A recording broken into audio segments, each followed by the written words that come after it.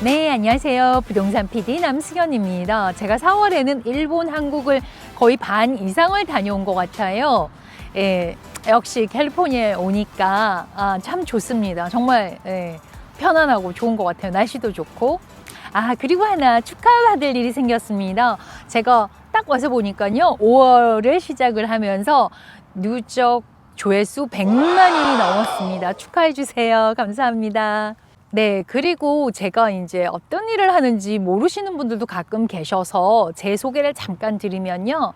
저는 부동산 브로커이고요. 캘리포니아 오렌지 카운티에 있는 리얼티 스퀘어에서 일을 하고 있습니다. 주거용 부동산, 상업용 부동산 같이 중개 업무를 하고 있다는 말씀 드립니다. 그리고 저를 비롯해서 또 유능한 에이전트 분들도 계시고요. 네, 부동산에 관한 문의는 상단에 여기 연락처, 문자, 이메일, 카톡으로 해주시면 좋고요. 최선의 협상으로 도움이 되도록 노력을 하겠습니다. 자, 그럼 시작해 보도록 할까요? 네, 우리가 부동산을 구입을 하든지 또는 자동차를 구입할 때요. 융자를 받아서 하잖아요. 그때 이자율이 얼마인지에 따라서 매우 민감하게 반응을 합니다. 당연하죠. 그 누구든지 간에요. 어쨌든 가능한 한 가장 낮은 이자율로 돈을 빌리고 싶어 하는 거겠죠. 그래서 오늘의 주제는 나는 너보다 더 낮은 이자율로 집을 샀다? 어떻게 하면 될까요?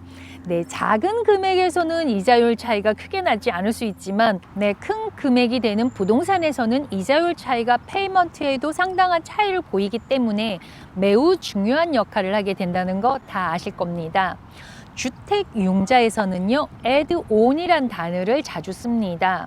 이것은 뭐냐면요, 기본적인 이자율에서 add on을 하면서 계속해서 이자율이 더 올라간다라고 보시면 됩니다. 어떤 것들이 이자율의 차이를 만드는 것일까요? 이 이자율의 차이를 발생시키는 요소 7가지로 정리해 보았습니다. 네, 첫 번째, 구입 목적에 따라서 내 집이냐? 인베스터 투자냐에 따라 달라지는 거죠. 미국에서는 내 집을 구입하는 경우에는 여러 가지 세금적인 혜택을 주기도 합니다. 당연히 이자 부분에서도 투자로 구입하는 것보다는 낮은 이자율로 융자를 할 수 있게 될 것이고요. 가끔 타주에서 오시는 분들의 궁금해하는 경우가 많습니다. 뉴욕에 집을 하나 소유하고 있는데 캘리포니아로 주택을 구입해서 오는 경우에는 투자로 간주하는 걸까요? 라는 건데요. 이건 개인적인 상황에 따라서 좀 다릅니다. 실질적으로 캘리포니아로 거주를 하기 위해서 오시는 경우라면 내 집 자가주택이 될 것이라고 봅니다. 두 번째는요, 세금 보고의 조건에 따라서 차이가 생깁니다. 세금 보고를 한 소득으로 융자를 하느냐 아니면 고용 확인만으로 융자를 하느냐에 따라서 이자율이 자그마치 1%가 차이 날 수도 있다는 거죠. 또한 모게지 은행에 따라서도 좀 차이가 생기기도 하더라고요. 그래서 어디가 더 싸냐 은행을 찾아다니기도 하죠. 바람이 많이 불어서. 이 부분이 가장 중요한 파트일 건데요. 최근 2년 동안에 세금 보고를 한 것으로 주택 융자를 하는 것을 우리가 보통 풀닥이라고 얘기를 하는데요. 정확한 세금 보고를 한 것에 대한 보상을 이자율로 주는 것 같기도 합니다만 어쨌거나 국가적으로 볼 때는 고마운 사람들일 거라 생각을 해보는데요. 이 풀닥으로 융자를 하시는 분들은 대부분 자영업자보다는 W2를 받으시는 급여를 받는 분들이 많습니다. 또한 세금 공제 혜택과도 관련이 있겠죠. 그 다음에 세금 보고가 없이 고용 확인, 즉 BOE로 융자를 하는 경우도 상당히 많은데요. 이 경우는 자영업을 하시는 분들이 주로 이용하는 융자 프로그램으로 많이 사용이 되어지죠. 이렇게 해서 집을 사거든요. 대신에 이 경우에는 다운 페이먼트를 30% 이상 이렇게 더 많은 요구를 받기도 합니다. 세 번째는요, 융자 기간에 따라서 이자율의 차이가 생깁니다. 대부분의 바이어들은 30년 모게지를 기간으로 하는데요. 30년보다는 15년으로 하는 경우에가 한 0.5에서 0.75 정도의 이자율이 더 낮습니다. 그러나 15년으로 하게 되면요, 월 페이먼트가 더 올라가게 되죠. 왜냐하면 짧은 기간에 모게지를 완납해야 하니까요. 15년으로 하려면 또한 개인 소득이 좀 더 높아야만 합니다. 그래서 이렇게 하기도 하죠. 처음에 주택을 할 때는 30년으로 융자를 받았어요. 그런데 어느 정도 에퀴티가 쌓이게 된 후에는 다시 재융자를 통해서 15년으로 다시 변경하는 경우도 종종 있습니다. 요즘에는요, 40년 모기지도 나왔습니다. 이자율은 올라가겠지만 월 페이먼트는 30년보다 낮아지는 것이라고 할 수 있는 거죠. 그리고 5년 고정이 있는데요. 이자율이 30년과 비교하면 좀 낮습니다. 하지만 5년 후에는 변동으로 변경될 수 있으니까요. 신중함이 필요할 수 있을 것입니다. 또한 현재 상황에서는 그때쯤이면 이자율이 좀 내려가지 않을까라는 예측을 하면서 재융자를 염두에 두고 또 이렇게 하는 경우도 있더라고요.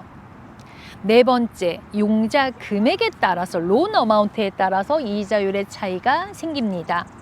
2023년 컨포밍 융자의 한도는 LA 카운티, 오렌지 카운티는 108만 9,200불인데요.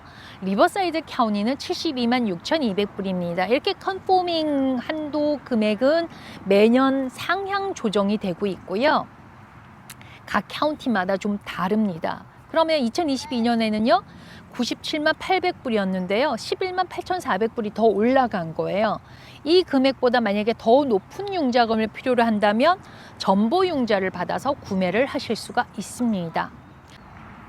전보 융자의 경우에는요. 좀 더 높은 크레딧 점수를 은행에서 요구를 하기도 하고요. 네, 또 좀 더 스트릭하다 그래야 되나? 그런 점이 좀 있습니다. 또한 컨벤션 융자보다가는 FHA 론으로 받으시는 것이 FHA가 이자율이 좀 더 낮습니다. 다섯 번째, 다운 페이먼트를 몇 퍼센트를 하느냐에 따라서 이자율이 달라집니다. 5%에서 10% 다운 페이먼트를 하면 당연히 이자율이 높아질 것이고요. 40% 이상을 한다면 다운 페이먼트가 높으므로 이자율은 낮아지게 될 것입니다. 은행에서 볼 때는 그만큼 담보가치율이 높아지면 위험률이 낮다라고 보기 때문에 그렇게 이자율을 주겠죠. 여섯 번째, 신용 점수에 따라서 이자율의 차이가 있다는 거죠. 크레딧 점수의 최고는요, 얼마일까요? 850입니다. 주택 구입을 하기 위해서요, 850까지는 필요 없고 740점 이상이라고 하면은 베스트 이자율을 받을 수 있는 크레딧 점수가 되는 거고요. 주의할 사항은 점수만 높다고 되는 것은 아니라는 것입니다.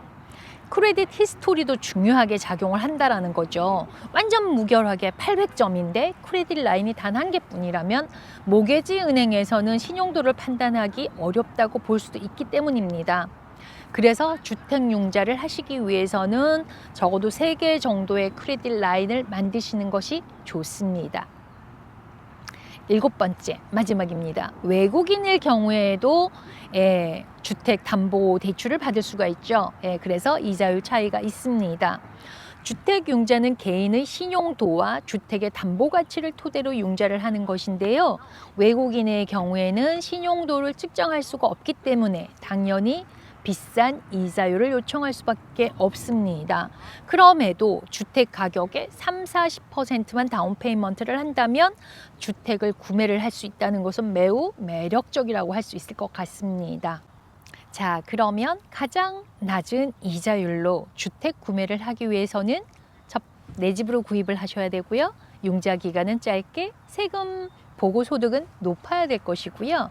컨포밍 융자 금액으로 하고 40% 이상의 다운 페이먼트를 하며 크레딧 점수는 740점 이상이고요.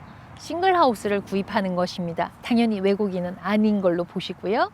그러나 낮은 이자율이 꼭 유리한 것은 아닌 경우도 있습니다.